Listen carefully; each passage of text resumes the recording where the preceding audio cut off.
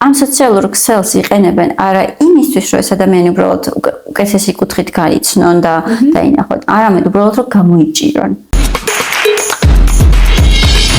მოგესალმებით, ეს არის პოდკასტის თანამედროვე მერხი, მე მის წამყვანი ანა ვარ. დღეს ჩემთან ერთად არის ნინი და დღეს ვისაუბრებთ თაობა და შორის დაპირისპირებაზე მასწავლებელსა და მოსწავლეს შორის. შეგახსენებთ, რომ ნებისმიერ თქვენგან შეუძლია ამ პოდკასტში მონაწილეობის მიღება. ახლა კი დავიწყოთ. ნინი, პირველ რიგში მადლობა, რომ ჩემ პოდკასტში მოხვედი. როგორ ფიქრობ, რა არის დღეს მასწავლებელსა და მოსწავლეს შორის მთავარი დაპირისპირების მიზეზი? ასრთა სხვადასხვაობა ჩემი აზრით და თან ასევე მასწავლებელი ყოველთვის ითხოვს დისციპლინას და სიმკაცრეს. და მოსწავლე ამას აღიქვავს როგორც შეზღუდვას, იმიტომ რომ მოსწავლეებს სჭირდებათ უფრო მეტი თავისუფლება და მასწავლებლის ამ სიმკაცრეს და დისციპლინის მოთხოვნას აღიქვავენ როგორც შეზღუდვას. გეთანხმები. თან დღევანდელი ახალგაზრდები არ არიან, ასე თქვათ, იმ გარემოში გაზრდილები, რომ ამ შეზღუდვებს შეეგუნენ, ჩემი აზრით. უფრო თავისუფალ გარემოში იზრდებიან დღევანდელი ახალგაზრდები, ვიდრე თქვათ ის მასწავლებლები, რომლებიც ამჟამად სიმკაცრეს მოითხოვენ. აი, თითქოს ცდილობენ, რომ ის აღზრდა, რაც თვითონ ჰქონდათ მაშინ, ხო, ახლანდელ თაობაში დანერგონ, მაგრამ ჩემი აზრით ეს არ გამოვა, იმიტომ რომ თავები იცვლება, დრო იცვლება, ხო? მაშინ სულ სხვა პერიოდი იყო.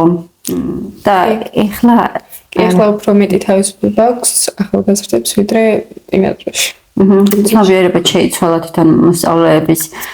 მასწავლებლებს ჩემი აზრით აღარ აღიქვამენ ისე თითქოს მათი უფროსები არიან, ხო?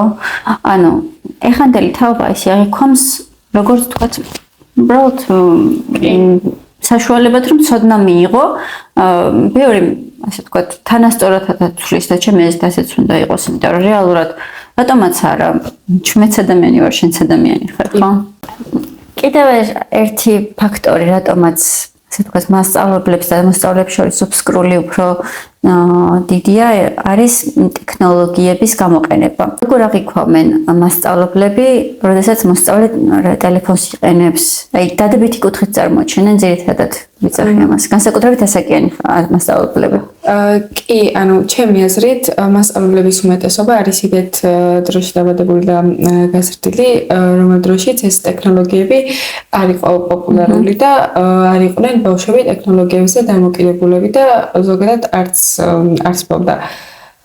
და ეხლა ამ დროში ბავშვებისთვის და მოსწავლეებისთვის ტექნოლოგიები არის არა მარტო გასართობი, როგორც ამას მასწავლებლები აღიქვავენ, არამედ მეტი ინფორმაციის მისაღები წყარო. სწავლის მხრივაც ძალიან აქტიურად იყენებენ როგორც Google-ს ან პრეზენტაციების გასაკეთებლად. ხელოვნურ ინტელექტს. კი, ხელოვნურ ინტელექტს. ასევე და მასწავლებლები ამას სწორად ვერ იგებენ, იმიტომ რომ მათთვის ეს ტექნოლოგიები არის უბრალოდ გასართობი წყარო. კი. არა და ბევრი კარგი კუთხით შეიძლება გამოიყენო ეს ტექნოლოგიები. რატომღაც სულ ცუდ ჭრილში წარმოაჩენენ. მესმის, ხო, ძალიან რთულია, თუნდაც ახლა გაკვეთილზე, როდესაც ხარ გაკვეთილს ატარებ და ბავშვი ამ დროს ტელეფონში თამაშობს, მაგრამ დემონიზება არ უნდა მოვახდინოთ, ჩემი აზრით, ტექნოლოგიის, იმიტომ რომ ნებისმიერი რაღაცის გამოყენება შეიძლება როგორც დადებითად, ისე უარყოფითად. კი, უნდა მოხდეს ყველაფრის ზომიერად გამოყენება. არ უნდა შეიზღუდოს ეს ტექნოლოგიები მოსწავლეებისთვის, იმიტომ რომ აქედან იღებენ გარკვეულ ცოდნას. უნდა გამოიყენონ ზომიერად და მხოლოდ საჭიროების მიზნით გაკვეთილზე მით უმეტეს, უნდა იყოს ასრთა შეთანხმება ამ კუთხით. ნინი, შენ ფიქრობ, რომ აი მაგალითად ტელეფონების აკრძალვა გაკვეთილზე, აი თლად აკრძალვა არასწორია? როგორ ფიქრობ? თლად აკრძალვა, მასწავლებლების იმაზეა დამოკიდებული აზრზე, იმიტომ რომ შეიძლება გამოიყენო გაკვეთილის პროცესში ტელეფონი ოღონდ არა გასართობად, არამედ რაღაც ინფორმაციის მისაღებად. მეც გამომიყენებია ოღონდ მასწავლებლის ნებართვით. ნებართვა მოუწია მასწავლებლებს, რომ გამომეყენებინა ტელეფონი იმის იმით, რომ რამე ინფორმაცია დამიზუსტებინა, პირიქით რაღაც ინფორმაცია მომეწიებინა. მაგრამ როგორც მოსწავლეებს სრული უფლება ჰქონდეთ, რომ ტელეფონი გამოიყენონ გასართობად და რაღაცა არ ვეთანხმები ამ ფაქტს. და გამოიყენონ საჭიროების მიზნით მხოლოდ. კი, ეხლა სრულად ასე თქვა ტელეფონის მიცემას გაკვეთილზე და შეუზღუდავად უფლების მიცემას რო ასე თქვა როგორ უნდა და როგორც უნდა გამოიყენონ, მეც არ ვეთანხმები. თუმცა ყოფილა შემთხვევა მე თვითონ გაკვეთილზე რომ დამჭირვებია რომ აი მოსწავლისთვის მაგალითად რამე ონლაინ სავარჯიშო მინდა რომ გადავგზავნო და იმ წუთას გავაკეთოთ. აი ყველაზე მარტივი ხერხია რომ თქვა გავგზავნო ტელეფონში და იქ ერთად გავაკეთოთ ის სავარჯიშო. იმ წუთში მე პირადად ვაძლევ გამოფლებას რომ გამოიყენონ ეს ტელეფონი. კი, მაგ ხრი სწორია. შენი აზრით აი რა კომპრომისზე უნდა წავიდეს ორივე მხარე? აი მაგალითად, მოდი შენ თქვი, როგორც მოსწავლის გადმოსახედიდან, შენი აზრით მოსწავლე რა კომპრომისზე უნდა წავიდეს, რომ ზოგადად მარტო ტექნოლოგიების კუთხით არა, აი ეს დაპირისპირება აღმოიფხვროს. აი რა კომპრომისებია საჭირო? უნდა იყოს მასწავლებლის და მოსწავლის შორის პატივისცემა. მოსწავლის გადმოსახედიდან უნდა იყოს მასწავლებლისადმი პატივისცემა, უფრო იმიტომ რომ დღესდღეობით ძალიან თავისუფალი ახალგაზრდები არიან და ძალიან თავისუფლება აქვთ მოსწავლეებს და ამის გამო ხშირ შემთხვევაში მასწავლებელს არცევენ პატივს ის დონეზე, როგორც და ანუ მოსწავლეების ზოგიერთი მოსწავლებლის ზოგიერთი კატეგორია. და ჩემი აზრით მოსწავლებმა სათანადოდ უნდა შეაფასონ მასწავლებელი. პატივისცემაც და დააფასონ, იმიტომ რომ ეს მასწავლებლები მხოლოდ მათთვის არიან, რომ მათ ცოდნა გაუზიარონ და ცეთი ზოგი მასწავლებელი მოსტრად აღიქვამ ზოგიერთ მასწავლებელს. და ეს ჩემი აზრით არასწორი ხედვა მასწავლებლების მიმართ. ჩემი აზრით მასწავლებელს იმის უნდა ესმოდეს, რომ მოსწავლე რაღაცა მისი მონა არ არის. და აი მხოლოდ იმიტომ რომ მასწავლებელი მეტია ასაკით, თუნდაც ცოდნით, ამის გამო მოსწავლე არ უნდა დაამციროს, ჩემი აზრით. ასე მგონია რომ ასეთ მასწავლებელს მოსწავლეც პატივისცემს. უადვილდება მოსწავლეს ასეთი მასწავლებლის პატივისცემა, როცა მასწავლებელი არ ამცირებს ამ მოსწავლეს და რაღაც არ აგრძნობინებს რომ მხოლოდ იმიტომ რომ ის მოსწავლეა, რაღაც მასწავლებელი რაღაცით მეტია. და გაცილებით ადვილია ასეთ შემთხვევებში მეგობრული ურთიერთობის დამყარება ვიდრე და ჩამოყალიბება ვიდრე ესეთ სიტუაციაში რომ აი ზედმეტად როგორ ვთქვა სერიოზულად რო უდგებიან მასწავლებლები იმ სტატუსს რაც აქვს და ცდილობენ რომ რა ვიცი ხო რა მეტი წარმოაჩინონ საკუთარი თავი. რამდენად მოქმედებს შენი აზრით სოციალური მედიის იმიჯი იმაზე თუ აი მაგალითად რა დამოკიდებულება გექნება მასწავლებელზე ამ სოციალურ მედიიდან გამომდინარე. მაგალითად მასწავლებელი ათავსებს რაღაც პოსტს სოციალურ ქსელში. აი ამას მოსწავლეები როგორ უყურებთ თქვენ? ფიქრობ, რომ მოსწავლეები ხშირ შემთხვევაში აფასებენ მასწავლებელს იმის მიხედვით, თუ როგორი აქტიურები არიან სოციალურ ქსელებში და რას განიხილავენ ან რას პოსტავენ და ეს მოქმედებს მათ იმიჯზე და ინტელექტზეც საკმაოდ. ასე ვფიქრობ, იმიტომ რომ ანუ დღესდღეობით ხომ მოსწავლეები ძალიან გარკვეული არიან სოციალურ ქსელებში და ბევრი იყენებს სოციალურ ქსელს. ამ მხრივ ხშირ შემთხვევაში ზოგჯერ ანუ სოციალური ქსელის მით, როგორ თქვა, სოციალური ქსელის საშუალებით მასწავლებლის იმიჯი ზოგჯერ იწევა და ზოგჯერ პირიქით. კი.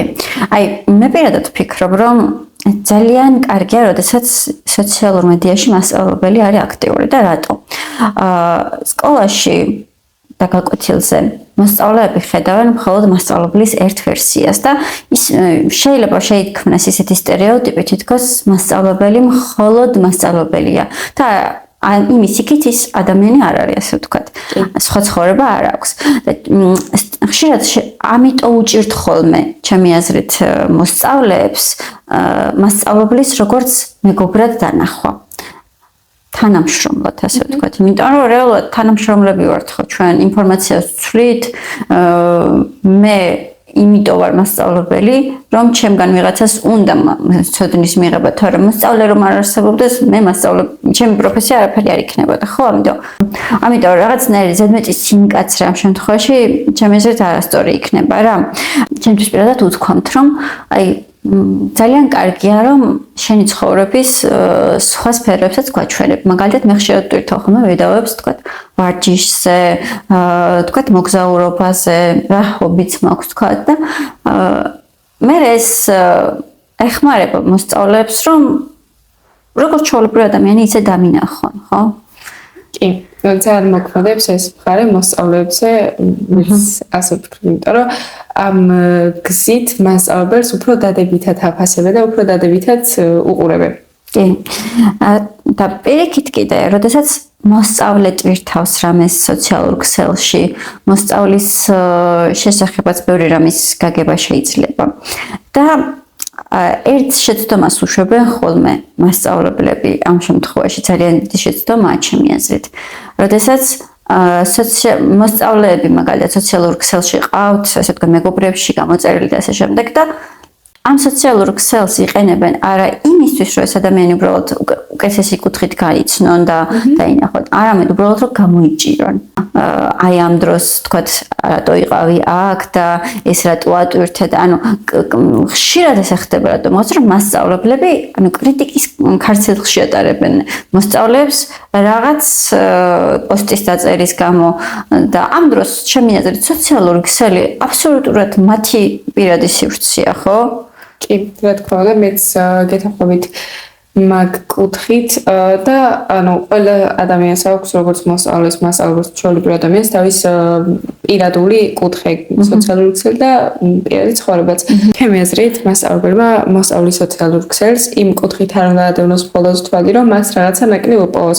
პირიქით, ანუ დადებითად უნდა შეაფასოს, დადებითად გაიცნოს მისი პიროვნება, ხასიათი თუ არის მოსწავლის ჰობი სკოლის და სწავლის იქით. მაგრამ არის მასწავლებლების კატეგორია, რომლებიც იქცევიან პირიქით სამწუხაროდ. ვფიქრობ, რომ მასწავლებლების ახალგაზრდა თაობა უკვე მასე აღარ იქცევა ჩემი აზრით და პირიქით უფრო ცდილობენ, რომ სოციალურ ქსელში, როდესაც მოსწავლე გაძლევს საშუალებას, რომ თუნდაც მისი მეგობარი იყო, გამოწერილი ყავდეს და ასე შემდეგ, ხო? ეს პირიქით უპირატესობა უნდა აღექვას მასწავლებელმა, იმიტომ რომ ესე იგი მოსწავლისთვის შენ ახლობელი ადამიანი ხარ და არა რაღაცა ტერორისტი. კი, რა თქმა უნდა, მეც გეთანხმებით მაგ მხრივ.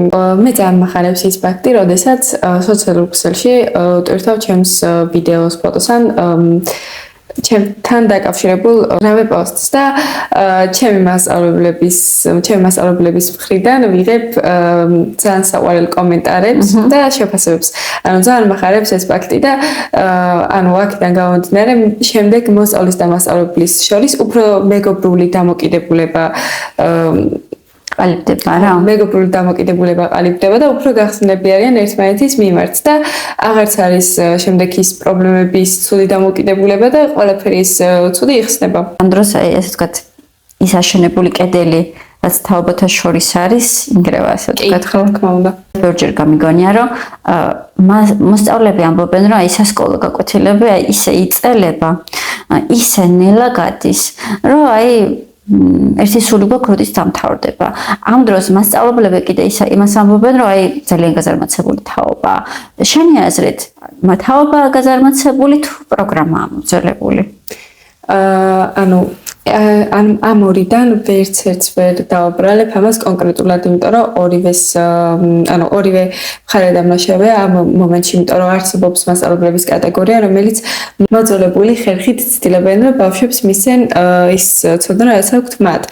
და არსებობს ასევე მოსწავლების კატეგორია, რომელიც მართლა გაზარმაცებულია, კი. და ვფიქრობ, რომ ანუ აქედან ამის გამოსავალი ის არის, რომ ზოგიერთმა მასწავლებელმა უნდა შეცვალოს მეთოდები, კი, იმიტომ რომ ზოგიერთი მეთოდი მართლა ისეთი მოძველებულია, რომ დღევანდელობაში მოსწავლეებში ინტერესს არ იჩენს, რომ ის 40 წუთია თუ 9 საათია, რომ მართლა ყურადღებით უსმინონ იმ ცოდნას და იმ გაკვეთილს. მით უმეტეს დღეს, როდესაც ინტერნეტი გთავაზობს, რომ წამებში მიიღო შენთვის საინტერესო ინფორმაცია და ამ დროს მასწავლებელი გთავაზობს ძალიან დიდ გზას, რომ თუნდაც ერთი პატარა რაღაცა ინფორმაცია მიიღო, რა თქმა უნდა აირჩევ იმ გზას, რომელიც მოკლეა. ლოგიკურიც არის. დღესდღეობით ყოველს დროის დეფიციტი გვაქვს და რატომ უნდა ავირჩიო თუნდაც გრძელი გზა რაღაცის გასაგებად, როცა არსებობს მოკლე და სწრაფი გზა. ვერ დაადანაშაულებ ახალგაზრდებს. ყველანი მართლა გადარდვენაზე ვარ დღესდღეობით და რასაც საშუალება გაქვს, რომ სწრაფად მიიღო ყველანაირი ინფორმაცია, მასწავლებლის ძველი მეთოდები მართლა მოსაბეზრებლად გეჩვენებათ. მაგრამ არსებობს დღესდღეობით მასწავლებლები, რომლებიც ისეთი კუთხით იუდგებიან მოსწავლეებს, რომ მაგალითად ხა მე პირადად თქვენს გაკვეთილზე მირჩევნია ის 9 საათი თუ 1 საათია, რომ აქედან მივიღო ის ცოდნა, ვიდრე ტექნოლოგიებიდან მივიღო ის იმ 3 წუთში თუ 5 წუთში ის ცოდნა, იმიტომ რომ აქ უფრო მეგობრული გარემოც არის აქ და იმ მეგობრულ გარემოში და იმ კარგ გარემოში ვიღებ იმ ცოდნას და ასევე თქვენ მეხმარებით ამ ცოდნის მიღებაში და იმ ტექნოლოგიებიდან კიდე ჩემი თუ ვცდილობ რომ ის ცოდნა მივიღო და მე ვანალიზო კარგად და მე პირადად მირჩევნია რომ მასწავლებლის მხრიდან მივიღო ის ცოდნა იმ 1 საათში თუ იმ 9 საათში ვიდრე 5 წუთში და 10 წუთში ტექნოლოგიებიდან. ოღონდ გააჩნია რა თქმა უნდა მასწავლებელსაც. ძალიან დიდი მადლობა პირველ რიგში ესეთი თბილი სიტყვებისთვის. ისე მაგაში გეთანხმები სხვათა შორის. აი ჩემი აზრით ყველა მოსწავლეს რეალურად ურჩევნია რომ ზუსტადაც მასწავლებელმა ასწავლოს.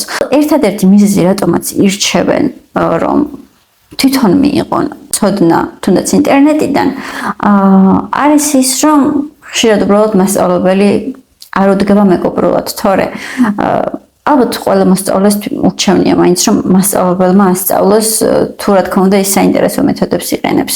იმიტომ რომ ჩვენ მასწავლებლები რას ვასწავლეთ ისეც, რასაც თუნდაც მოსწავლე ვერ ისწავლის თუ მოინდომებს თვითონ. აი არ არსებობს ეგეთი საკითხი დღესდღეობით ახლა ინტერნეტში ჩემზე შეიძლება ბევრად კარგად ახსნას, რა ვიცი, რომელიმე ხელოვნურმა ინტელექტმა რაღაც მასალა, ხო? მაგრამ ჩემგან მოსმენილი უფრო უკეთესად დაამახსოვრდეს, იმიტომ რომ მე ვუყვარვარ მოსწავლეს და მე უფრო ინტერესით მისმენს, ვიდრე რაღაც რობოტს მოусმენდა, ხო? კი, მასწავლებლის მიდგომა ძალიან დიდ როლს თამაშობს მოსწავლის ცხოვრებაში და იმ ცოდნის მიღებაში, რასაც მოსწავლე იღებს, ჩემი აზრით. რა არის ის ერთი მთავარი რამ, რაც უნდა შეიცვალოს მოსწავლესა და მასწავლებლის ურთიერთობას შორის, რომ ეს რაღაც თაობათა შორის უბსკრული გაკვეთილზე აღმოიფხვრას? პირველ რიგში დამოკიდებულება, რაღაცეებში, ის აზრთა შეთანხმება უნდა მოხდეს, ასე ვფიქრობ და იმ გაკვეთილის პროცესზეც, იმ ტექნოლოგიების გამოყენებაშიც ერთი აზრი უნდა ჩამოაყალიბოს მოსწავლემ და მასწავლებელმა, რომ შემდეგ რაღაც ისეთი პრობლემები და ცუდი დამოკიდებულება აღარ შეიქმნას ერთმანეთს შორის. ვფიქრობ, რომ ეს მოლაპარაკება და აზრთა შეთანხმება ყველაზე კარგი გამოსავალი არის ამ შემთხვევაში. მასწავლებელმაც უნდა იცოდეს, რისი უფლება აქვს თვითონ მასწავლებელს და რისი უფლება აქვს მოსწავლეს. და ჩემი აზრით, აი რაღაცნაირ თანამშრომლური დამოკიდებულება, რომ უბრალოდ ჩვენ აქ რაღაცა ერთ საქმისთვის ვართ. მე მინდა რომ თქვა ცოდნა გადავცე და მოსწავლეს უნდა რომ ცოდნა მიიღოს და თუ ეს ყველაფერი მეგობრულ გარემოში მოხდება, ჩემი აზრით ორივე მხარე მოგებული დარჩება, იმიტომ რომ მასწავლებლისთვისაც არ იქნება გაკვეთილის ჩატარება სტრესული სამუშაო და მოსწავლეც სიხარულით დაესწრება ამ გაკვეთილს, ხო? და უთქვია მოსწავლეს რომ აი თქვათ რაღაცა საგანს, როცა ის მასწავლებელი მყავდა, ძალიან კარგად სწავლობდი, მე მასწავლებელი შემეცვალა და ვეღარ ვსწავლობ. გამოდის რომ პრობლემა საგანში კი არა, ხშირად მასწავლებელშია. ეს მქონია ძალიან ბევრი მსგავსი შემთხვევა, რომ რაღაც კონკრეტული საგანი ძალიან პარებია, მაგრამ მასწავლებელი შემცვლია. ზუსტად ის არ მომდგომია და ისეთი დამოკიდებულება არ მქონია ერთმანეთთან, როგორც ძველ მასწავლებელთან და ეხა ეგ საგნები საერთოდ აღარ მიყვარს მართლა ვთქვა და ვეღარც ვიგებ, იმიტომ რომ ძალიან დიდ როლს თამაშობს, როგორც წინაზე ვახსენე, მასწავლებლის და მოსწავლის დამოკიდებულება ერთმანეთს შორის. კი. და აი ის დამოკიდებულება, რომ აი მე მასწავლებელი ვარ და მორჩა მარტო მე ვარ მართალი. ყველაზე მეტად აბუჭებს ურთიერთობას ჩემი აზრით. აი, როდესაც მოსწავლე რაღაც განსხვავებულს ამბობს და ეგრევე მასწავლებელი აწყვეტინებს და არა შენ არა ხარ მართალი და მე რა კი მასწავლებელი ვარ. ესე იგი სწორი. აი ესეც დამოკიდებულება აფუჭებს ურთიერთობას. კი, როგორც მასწავლებელს აქვს თავისი უფლებები, უფროსია და რაღაც ასევე აქვს მოსწავლეს თავისი უფლებები, რომლებსაც მასწავლებელი არ უნდა, რომლებიც მასწავლებელმა უნდა გაითვალისწინოს და არ უნდა დაარღვიოს მოსწავლის უფლებები. დასკვნის სახით მინდა თქვა რამდენიმე რაღაც, რაც ძალიან მომწონს თქვენ თაობაში და მე პირადად გავითვალისწინებდი, იმიტომ რომ ვფიქრობ, რომ არა მხოლოდ მოსწავლემ უნდა ისწავლოს მასწავლებლისგან, არამედ მასწავლებელსაც ძალიან ბევრი სწავლა შეუძლია მოსწავლისგან. აი, მე პირადად თქვენი თაობისგან ძალიან მომწონს, რომ ხართ რაღაცნაირი უშუალოები ხართ, იცი? აი, არ გიჭირთ თუნდაც თქვენზე უფროსთან არ გიჭირთ თქვენზე უფროსთან საუბარი. მე მახსოვს რომ თქვენ ხელა რომ მიყავი რაღაცნაირად აი ხმაც კი გვიკანკალებდა ხოლმე, როდესაც ჩვენზე სულ ცოტათი უფროს ვესაუბრებოდით ხოლმე. ახლა კი ვატყობ მაგალითად ჩემი მასწავლებიდან ბევრი მომართავს სახელით. ჩვენთვის ეს იყო წარმოუდგენელი. აი პირდაპირ მომართავენ ანა და ისე მიხარია რომ ესეთ დამოკიდებულება აქვს, იმიტომ რომ ეს აქედან ჩანს რომ რაღაც როლ მასწავლებელს კი როგორც ადამიანს ისე მიხედავენ. და საერთოდ არ უშლი ხოლმე რომ აი მაინც ანა მასწავლებელო დამიძახ ხო მირჩევნია რომ სახელით მომართავენ. ასევე ძალიან მომწონს აი საზღვრების დადგენა შეგიძლიათ, იცი? აი ჩვენ რომ მასწავლებელი რამეს დაგვალებდა, ეს იმას კი არ ნიშნავს, რომ რასაც დაგვალებ საშინაოდავლე ვარ გაკეთოთ. აი ზოგადად ვიცახე, რაღაცას თუ დაგვალებდა, თუნდაც დამატებითი რაღაც ყოფილიყო, ან სადმე უნდა წავსულიყავით, არამე კონფერენცია გაგვეკეთებინა. არ არსებობდა ის, რომ ჩვენ არჩევნის თავისუფლება გქონოდა. მასწავლებელი გავალებს, უნდა გაგეკეთებინა. დღეს ესე არ არის, იცი? ვატყობ, რომ აი მოსწავლეებმა არასთქმა ისწავლეთ. თქვა თქვენ გეგმებში არ ჯდება რაღაც. რა თქმა უნდა, სასკოლო მასალას არ უგულისხმობ, აი დამატებითი რაღაცა თუ არ ჯდება თქვენს გეგმებში, არას ამბობთ. და ეს ძალიან კარგია ჩემი აზრით. ძალიან მოწონს ეს თვისება ჩემს თაობაში, იმიტომ რომ ანუ ახალგაზრდები არ უნდა იყვნენ შეზღუდული ამ მხრივ და როგორც ძველ დროში იყო, მართლა ეს ხმა არ უნდა უკანკალებდეთ უფროსთან ლაპარაკის დროს, იმიტომ რომ ეს მე მომავალში ყველაფერს ცვლის. თუნდაც აი ცოდნის მიღებაში ხო აი როდესაც თქვათ გეშინია რომ მასწავლებელი გაგაკრიტიკებს რაღაცა კითხვის დასმის გამო შეიძლება სულაც აღარ დასვა ის კითხვა და ის რაღაცა საგანი ან საკითხი გაუგებარი დარჩეს. კი, ამ შემთხვევაში მოსწავლეებს მოქონდათ აზრთა თავისუფლება და თავიანთი აზრის თამამად გამოთქმის უნარი და უფლება. რაც ვფიქრობ, რომ ძალიან კარგად მოქმედებს დღევანდელობაში მასწავლებლის და მოსწავლის ურთიერთობაზე. ძალიან სასიამოვნო იყო დღეს შენთან საუბარი. დიდი მადლობა რომ მოხვედით ჩემ პოდკასტში. ჩემთვის ძალიან სასიამოვნო იყო ამ თემაზე თქვენი საუბარი და ამ თემის ღია განხილვა და მადლობა თქვენ მოწვევისთვის. იმედია კიდევ ხშირად მესტუმრები ხოლმე. რა თქმა უნდა. ასეთი იყო დღევანდელი ჩვენი ეპიზოდი. კომენტარებში დაგვიწერეთ რა თვისება მოგწონთ დღევანდელ თაობაში.